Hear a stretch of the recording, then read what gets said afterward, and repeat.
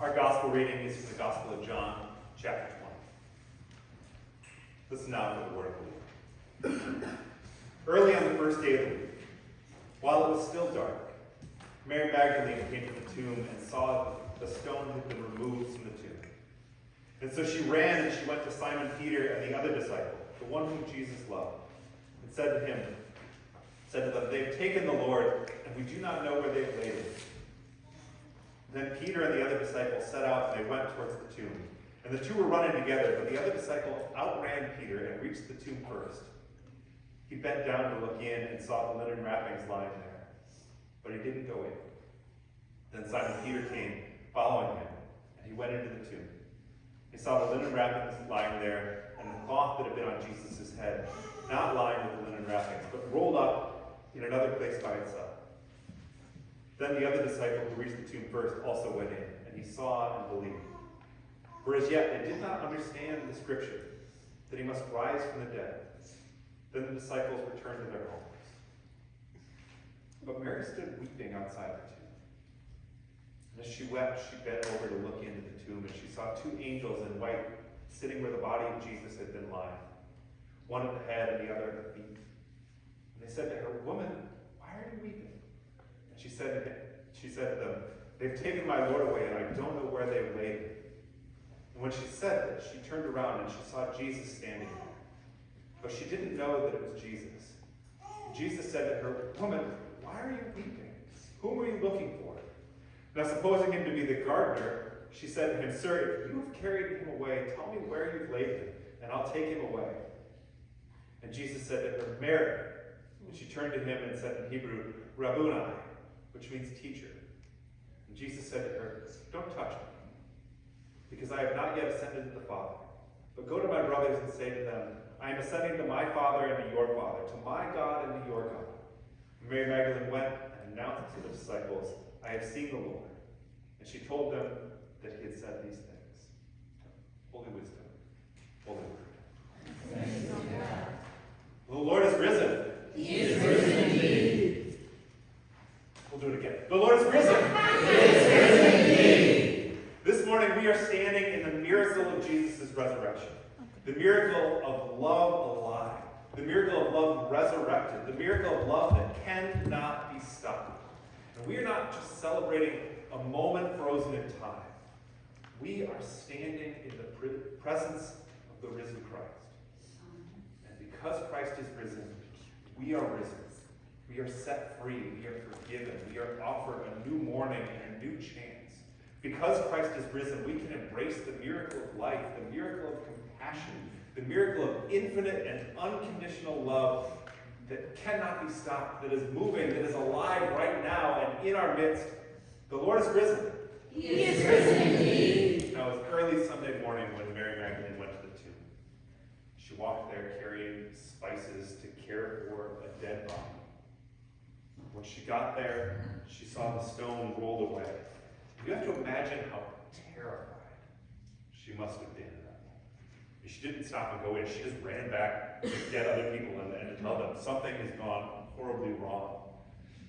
I mean, think of everything that they had been through in the past week, from Jesus' entrance into Jerusalem to going up to the temple and flipping over tables and making all of the religious and political leaders very unhappy, to that Passover when he sat down at the table with his friends and his loved ones to celebrate the redemption of what God had done and the memory of what God had done for the people of Israel, the freedom from slavery, and the call to care for widows and strangers and orphans and everyone who had been pushed to the margins.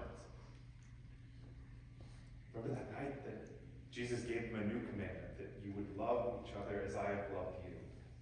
That immediately led to his betrayal by friends and loved ones, denial by friends and loved ones, arrest and public execution.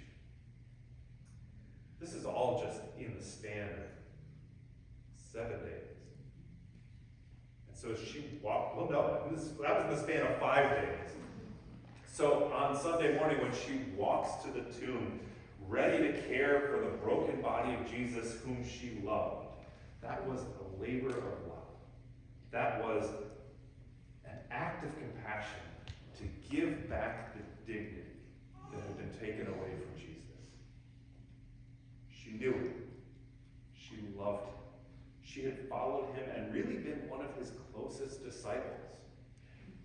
And so she knew what he was doing and what he stood for and what it meant. All of it. All of that last week, she knew what all of that meant. But she was also a Palestinian woman living in Roman-occupied Israel, and she knew what happened to Palestinian men who challenged all the powers and authorities. And she knew what it meant for a body to be broken on the cross. So as she approached the tomb that morning, ready to care for his body, she was ready for it to not be pretty. And as she approaches the tomb, the stone is rolled away. And her heart breaks. She runs to tell the other disciples, and Peter and the disciple that the Gospel of John refers to as the one Jesus loved,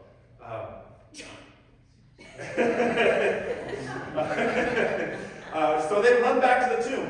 And when they got there, they find the stone rolled away, just as Mary had said. And when they look in, it's empty. And there's just linen wrappings lying there on the ground. And so Peter goes inside and he sees the linen wrappings in the ground, and he sees the wrapping from Jesus' head rolled up in a separate place.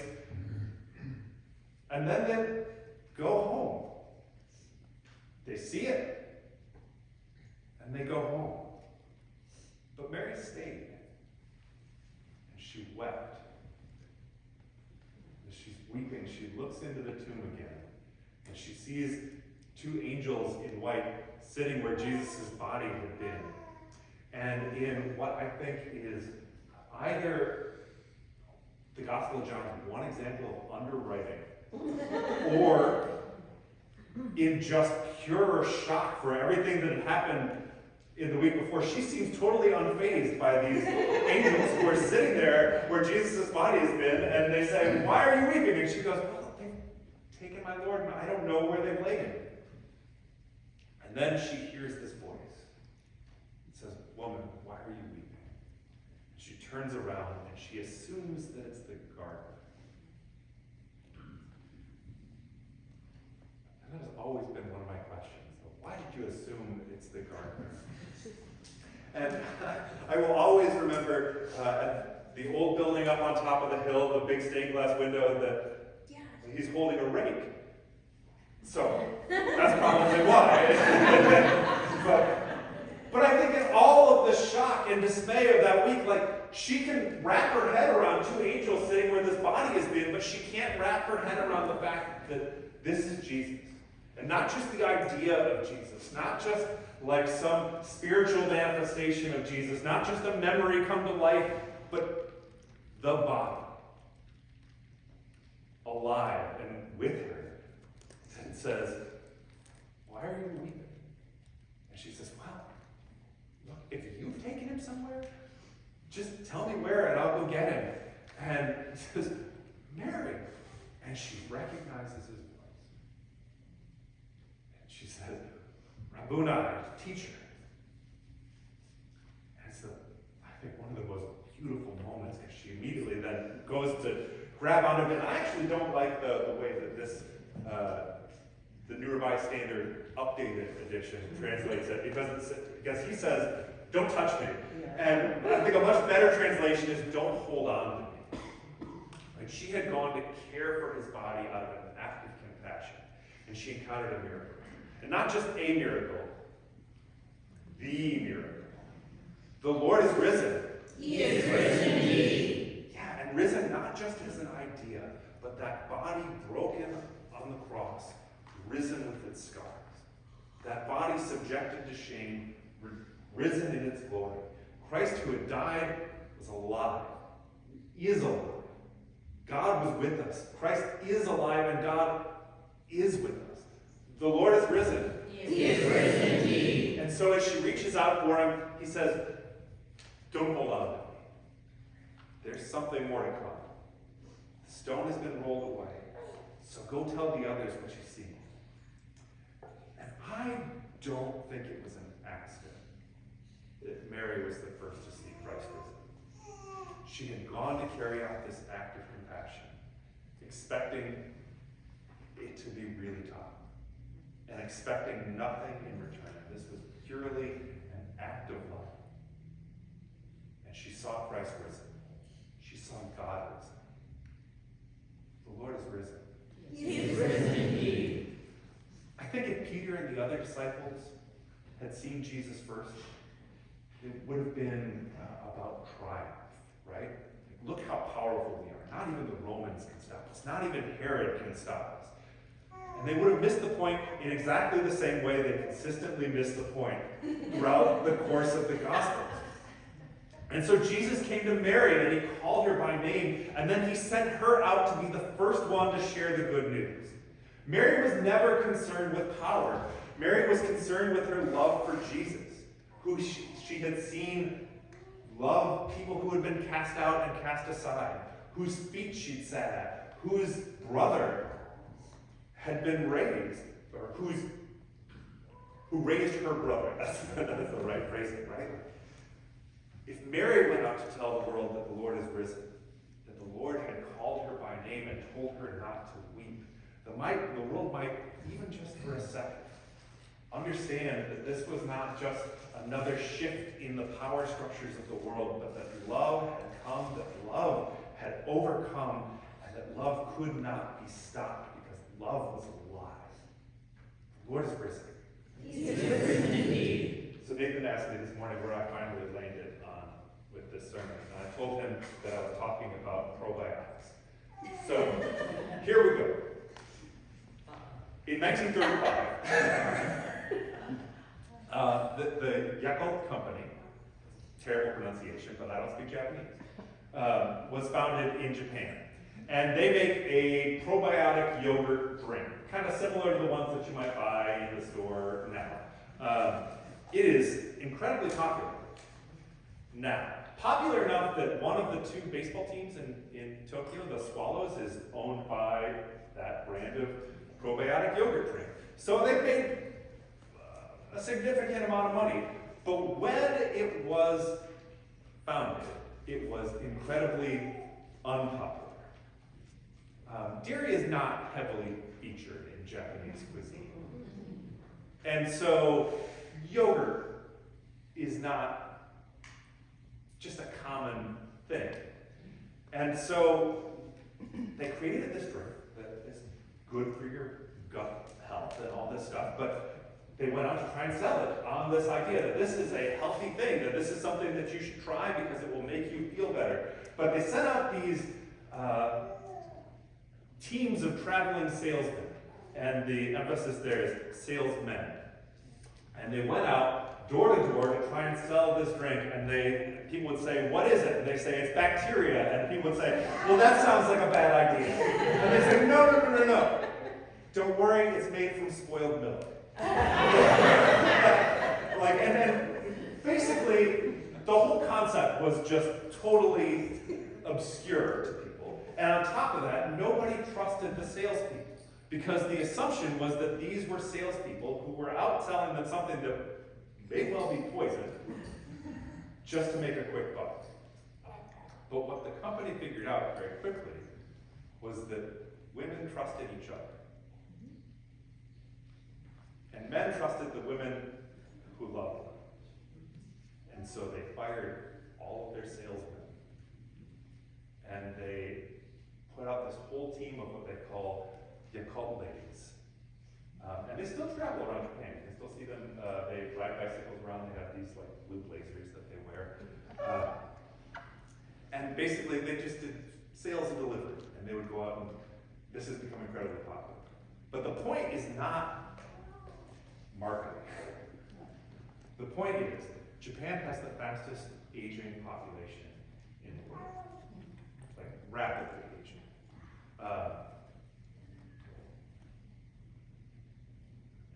And what they have discovered is that one of the real challenges with a rapidly aging population is isolation and loneliness.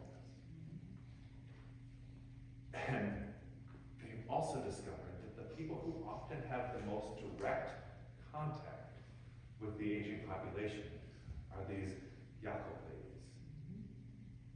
And And so this group of people who started out as probiotic yogurt sales and delivery people have now become this central part of their social safety net. In their job description,